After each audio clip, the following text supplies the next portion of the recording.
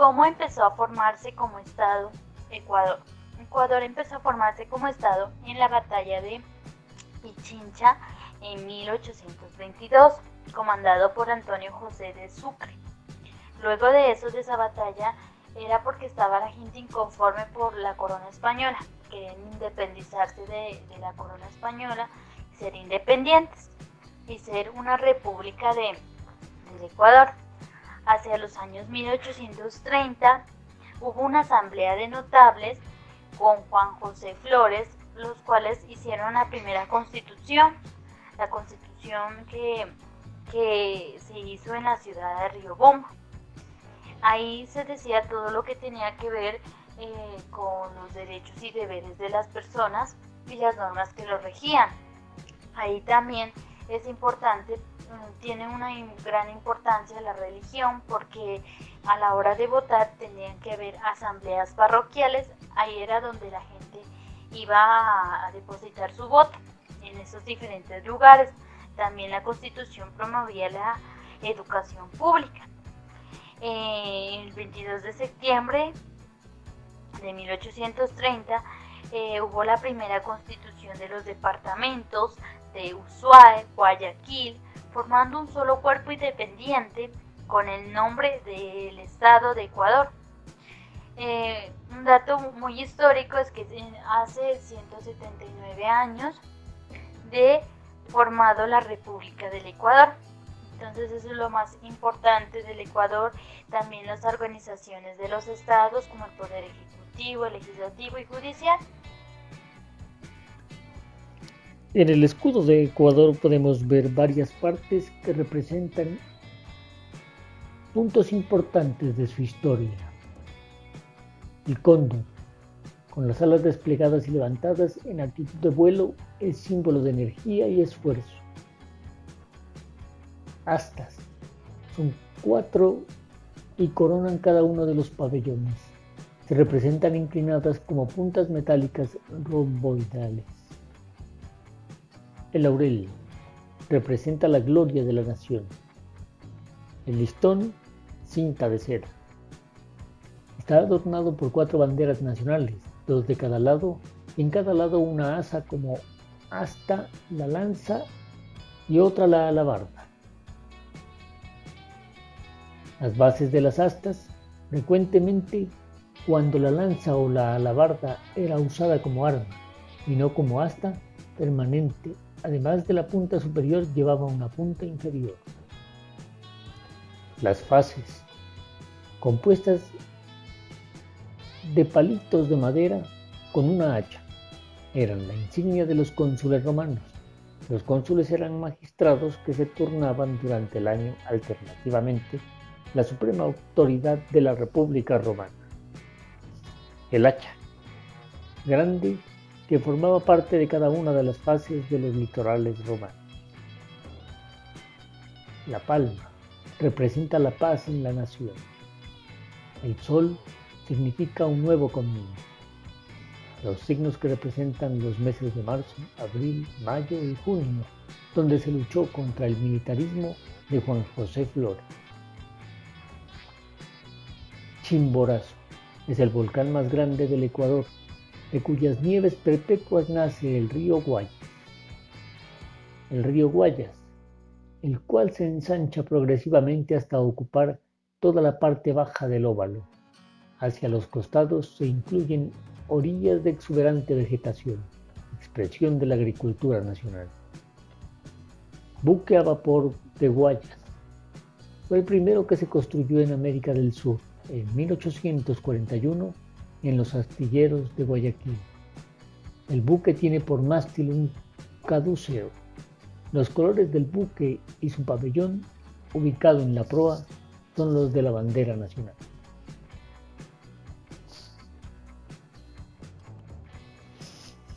En el año de 1822, Ecuador entró a formar parte de la Gran Colombia, como Distrito del Sur o Provincia de Quito, en donde ya disponía de una nomenclatura de autoridades y empleados para el ejercicio de la función policial, pues con jefes de policía, jueces de policía, comisarios, supervigilantes, gendarmes y celadores bajo las dependencias de los municipios. En el advenimiento de la República, las funciones policiales y en general la conservación del orden público quedaron en manos de los militares que detentaban el poder en todos los órdenes. En los primeros años de la República se sostenían los sistemas administrativos implantados por el libertador Simón Bolívar en la Gran Colombia. En consecuencia, los municipios conservaban características idénticas a los antiguos cabildos, incluyendo lo relacionado a la intervención policial. En el año de 1832, el Congreso, considerando la necesidad de fijar bases para formar la policía, decreta que los consejos municipales de las capitales de departamento elaboren el reglamento de policía que regirá en cada uno de ellos, aclarando que la policía no tendrá ninguna otra intervención que la que le atribuyen las leyes y deberá quedar bajo la responsabilidad de los consejos municipales. Por lo tanto, cesan en sus funciones todos los empleados del ramo y quedan abolidos los nombres de juez y jueces de policía, supervigilantes, gendarmes y celadores, subsistiendo solamente los de comisarios y dependientes. En este primer periodo presidencial, mandato del general Juan José Flores, no se dejó muy resuelto el aspecto policial, y como fácilmente se puede deducir de lo expuesto, la policía a esa fecha no era una institución nacional, pues su acción no sobrepasa los linderos provinciales o cantonales. Al asumir la presidencia Vicente Rocafuerte, en el año 1835, restablece la policía al mismo estado que se encontraba en 1830. De todas maneras, se preocupa que la policía adquiera los más altos niveles de eficiencia y servicio, dictando la ley de régimen político y administrativo. En ella se fijan como funciones de los consejos municipales el cuidar de la policía de seguridad, salubridad, comodidad y ornato. La Asamblea Constituyente de 1843 dicta una nueva ley de régimen político y administrativo, según la cual se centralizaba en el Poder Ejecutivo la mayor parte de las atribuciones que correspondían a los municipios y se establece que los ministros de Gobierno y Relaciones Exteriores se encarguen de todo lo que se refiere a la policía de todos los pueblos. Esto viene a constituir un primer paso para la organización de la policía como instituto nacional.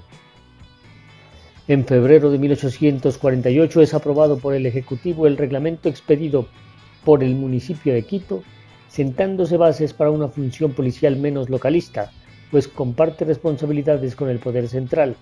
Se establece que la policía de cada cantón estará a cargo de un jefe de policía, un comisario, celadores y empleados. El jefe de policía será la autoridad máxima y será nombrado por el Ejecutivo. La policía deja de ser dependencia administrativa municipal y se constituye una entidad casi independiente con funciones específicas tales como las de perseguir a sociedades secretas o sospechosas de cualquier crimen, cuidar que no corran rumores falsos que alarmen a la ciudadanía. Los extranjeros que llegaren deberán presentarse con sus pasaportes ante el jefe de policía. No deberá permitirse ningún espectáculo, diversión, sin licencia de la policía, prohibición de actos o expresiones contrarios a la religión, a la moral y a las buenas costumbres, entre otras. Este mensaje fue tomado de la página de la policiaecuador.gov.es.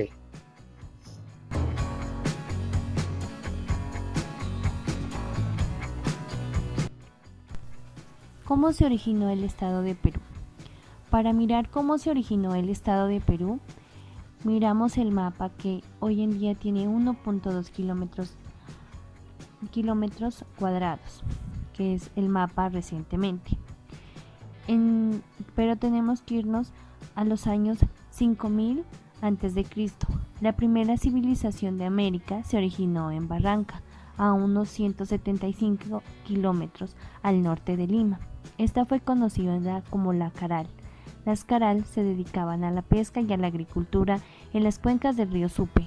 Para la construcción de sus templos e edificaciones utilizaron la técnica del chicrax, que era unas bolsas de fibra vegetal y de piedra de diferentes tamaños. Hacia los años de 1800 a.C., los acontecimientos del Caral fueron abandonados, aparentemente por desastres naturales y el fenómeno del Niño, y probables terremotos, lo cual los habitantes abandonaron las zonas y se fueron a otras como Sheshin, Huariscasna y Otana. La Caral fue el primer foco de la civilización andina. Luego del periodo arcaico, en donde estaba Caral, la historia del Perú antes de la conquista se divide en 3 horizontes y 2 intermedios.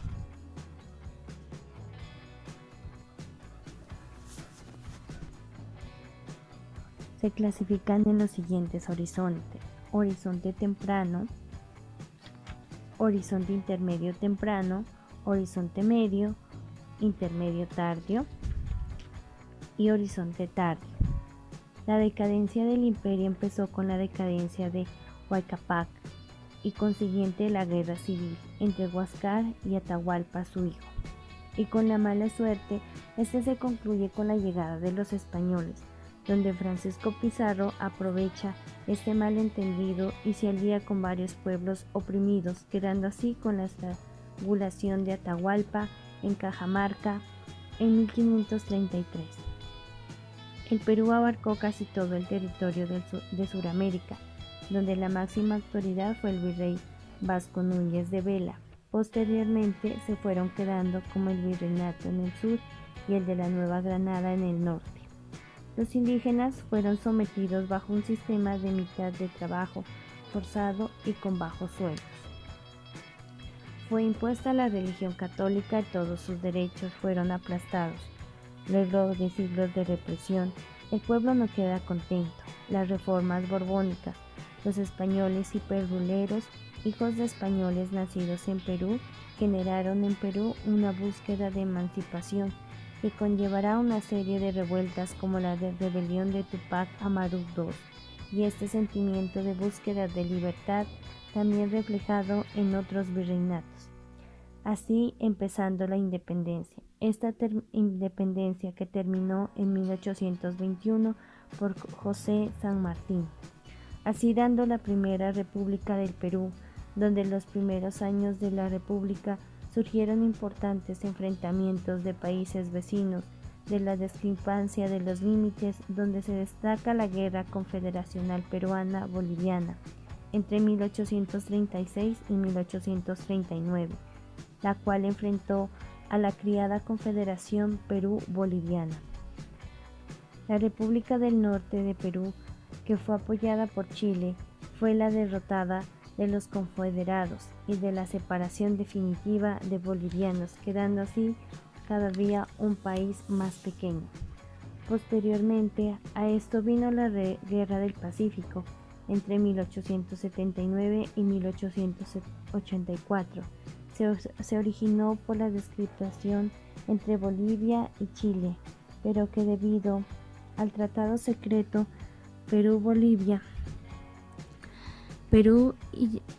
Chile le declaró la guerra, la primera marítima, por el almirante del momento Miguel Grau, y posteriormente la campaña terrestre por Lima, por la invasión chilena y la rendición del Perú, un aproximado de 10.000 bajas, donde queda un Perú en estado de devastación, totalmente cansados que Perú pierda mucho territorio.